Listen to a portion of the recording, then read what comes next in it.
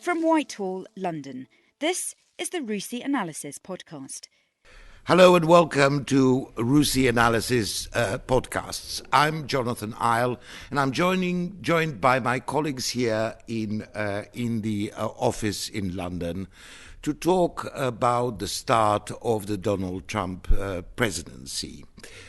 Clearly, there are going to be a lot of unknowns. Clearly, what has been said during the election campaign may not tally with what is being done when the new leaders of the United States come into contact with reality. But nevertheless, even at this early stage, we do have some indications over how the administration is likely to behave, or at least we are able to point out some of the pitfalls that the new occupant in the White House will have to encounter. I'm joined here by Peter Roberts, Tom Keating, Malcolm Chalmers, Verley, Sarah Lane, and by John Love. Malcolm, let me start with you in general terms. The key question has been the transatlantic relationship. This is the first president probably since 1945 that didn't talk in terms of values. All that he talked about is transactional, and some of the transactions he indicated he's not interested in making with outdated institutions, quote unquote, such as NATO. So how do you think the transatlantic link is likely to operate after Friday? I think it's going to be very challenging indeed. I think we've all been operating over the last few months, first of all, for a long time up to the time of the presidential election, very few people believed that he would win the election. And then since the election, we've been listening to what he's saying. And many analysts have still been saying, well, he can't really mean that.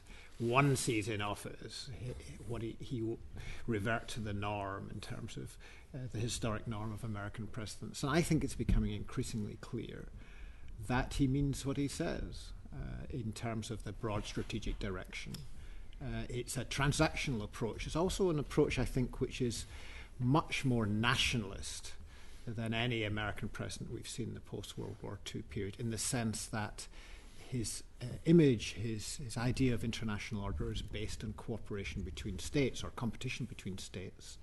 There's very little weight in terms of the values those states hold, but also great skepticism about international institutions, whether that's NATO, the European Union, the World Trading Organization, the United Nations. All these are, at best, for transactional discussions. And I think for the UK, it's posing a particular problem because we have a default way of responding to new American presidents. Every time a new president comes in, we mobilize our efforts to lobby that particular person to protect British interests. But there's an implicit assumption that the basics of the relationship are agreed. And here I don't think we can take that for granted.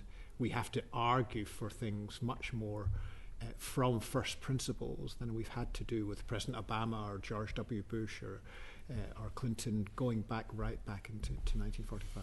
Okay, so we assume that this is going to be difficult. Well, I think we all take that into account. But the NATO Secretary General was sort of saying, well, in a way, he welcomes a serious discussion about first principles of NATO.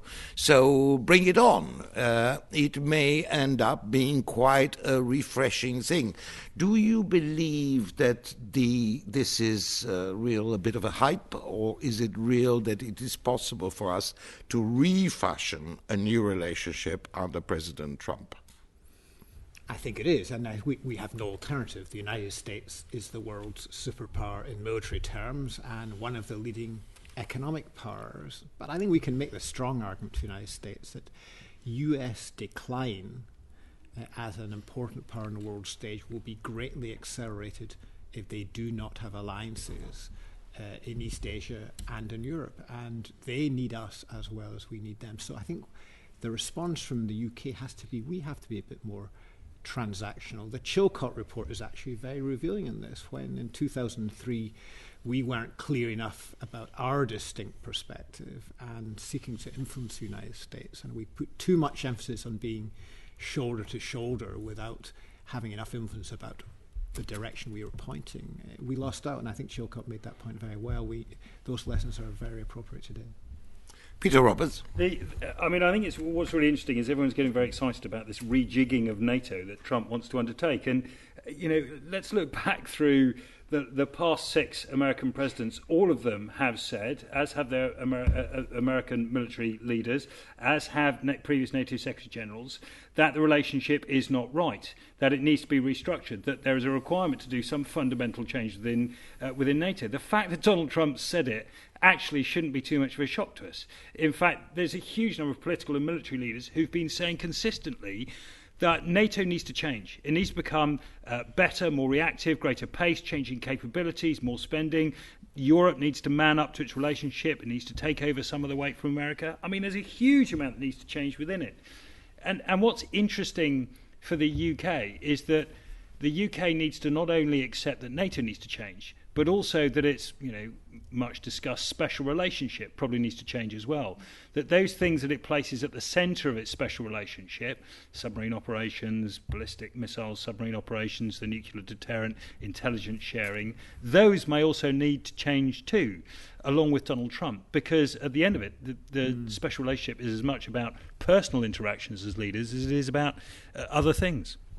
So you subscribe to the sort of cold shower theory that in many respects it may not be a bad idea to have the sort of some of the shocking questions that have not been raised or have been raised too politely up to now being raised more directly. I think that's right. I think there is a certain amount of change that needs to happen. I think a certain amount of it can only be stimulated by some of this fairly honest discussion. Sarah Lane. Yeah, I would agree with that at that point, but I think one of the differences that may be coming out, particularly with Trump as an individual, and again, it may be rhetoric depending on what he actually does, is that there's a difference potentially in his threat perception to many other countries that make up NATO. So Russia is a prime example. Ash Carter was very much adamant that, he was of the view that Trump is underestimating how easy it might be to get on with Russia or get things done with Russia. And that's a valid point, but Trump has a completely different approach as to what he wants to achieve potentially with Russia. So I do think, that a lot of emphasis is maybe putting on how different this might be, but I do think Trump views, again, in a transactional context, things differently in terms of what he's willing to potentially give up to Russia if a deal was done. I want to come back to Russia in a moment because I think it's one of probably the only sort of constant point that Trump has made on foreign policy, bizarrely, from all the statements during the electoral campaign. But let us turn just to the general picture to John Dunn.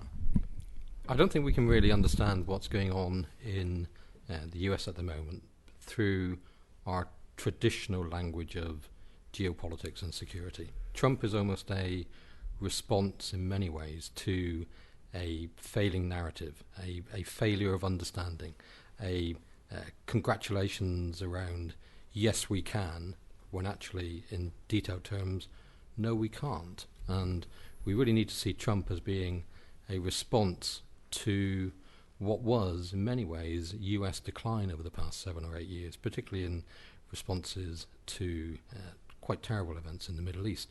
So an argument could be made for seeing under Trump the potential recapitalization of the US military and a much stronger conventional set of capabilities emerging from the US as almost a reinvestment in US prestige and a counterpoint to decline. I think what we really need to understand is that Trump, as colleagues have said, is a transactional guy. He really sees the world in terms of cause and effects. He sees the world in terms of what will my investment generate, what outcome can be achieved through certain activities. And that is completely different from the nuanced understandings that we would see perhaps in the UK Foreign Office or the US State Department. So I think if we're to properly understand US motivations going forward, we're going to have to understand, dare I say, balance sheets and profit and loss accounts and cash flow statements rather than the great geopolitical terms. So basically it's a transformational presidency in ways that the Europeans may not like, but which are definitely quite profound. Tom Keating, you tend to look at some of the problems with organized crimes, with sanction regimes, with financial flows around the world.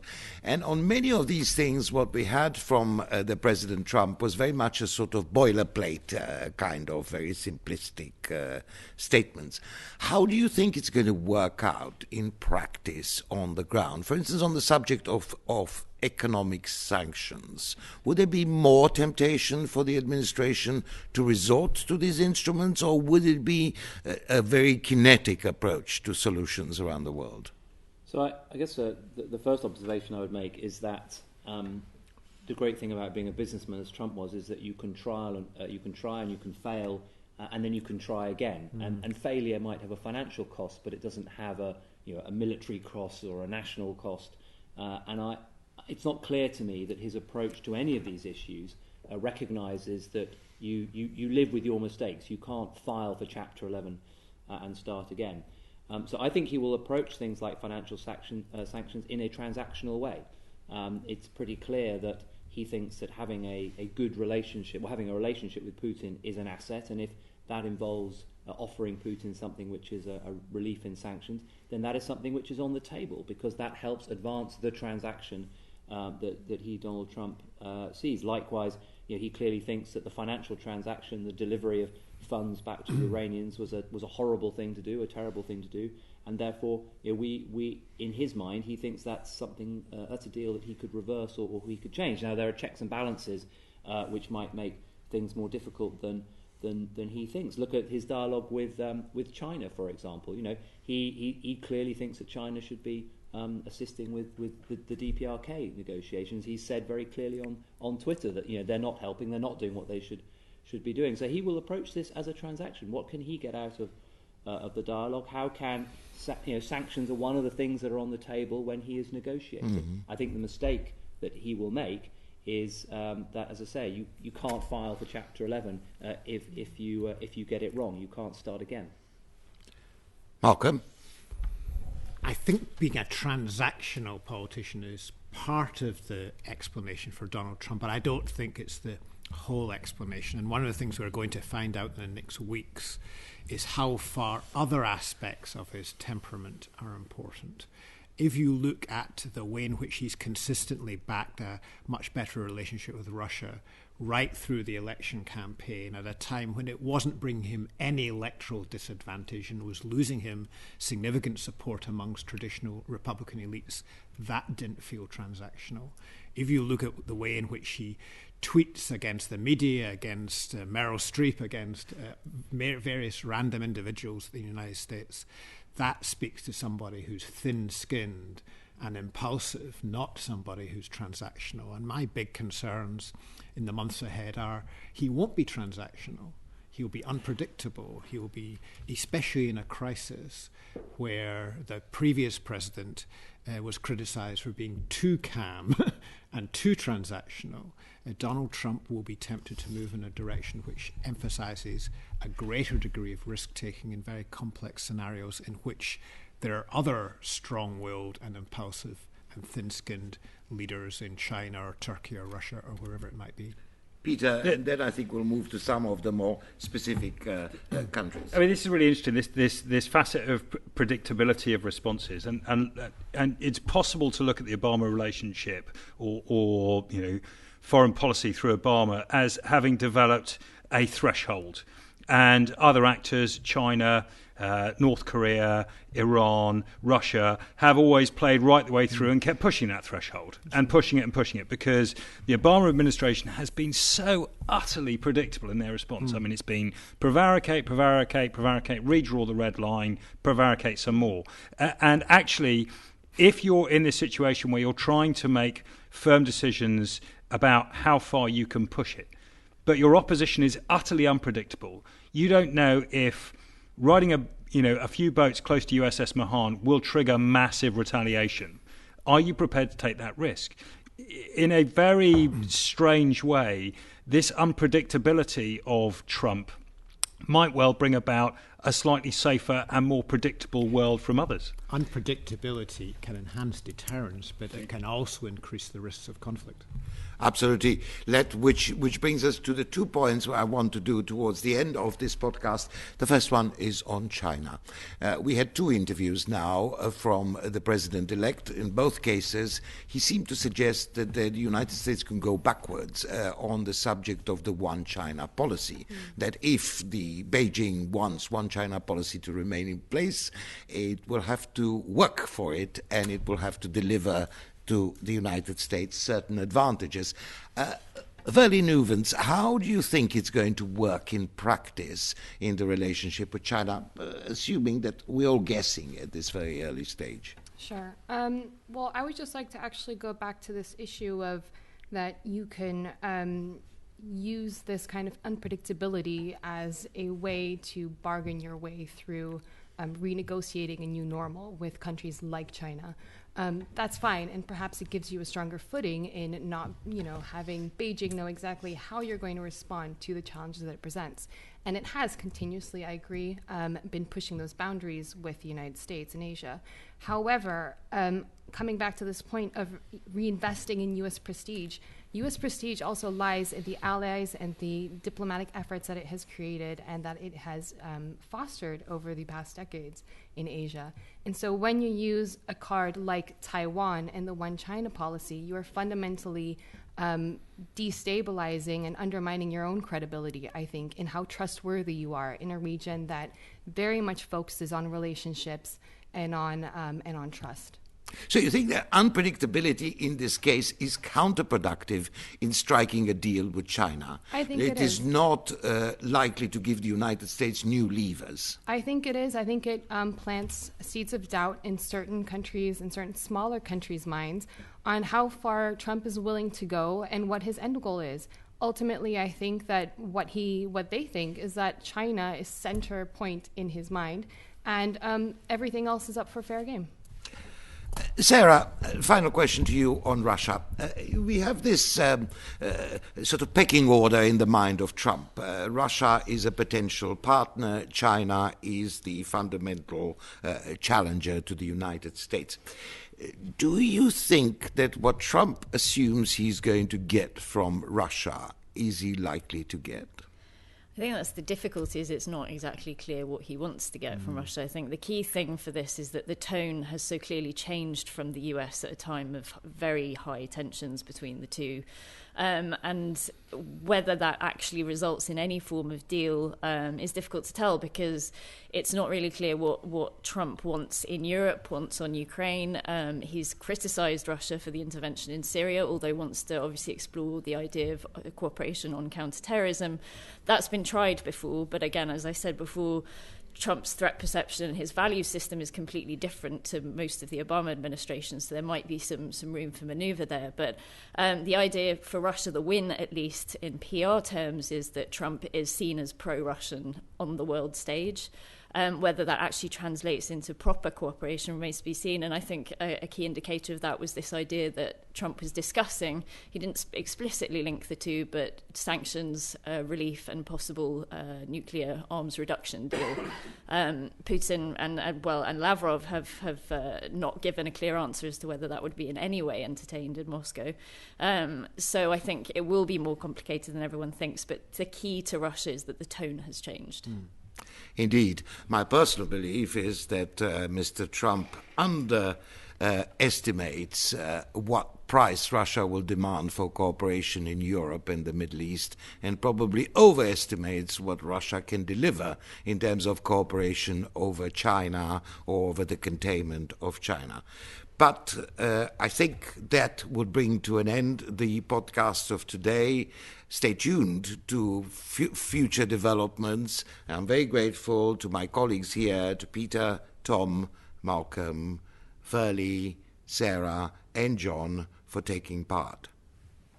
For more analysis, publications and research, visit www.rusi.org.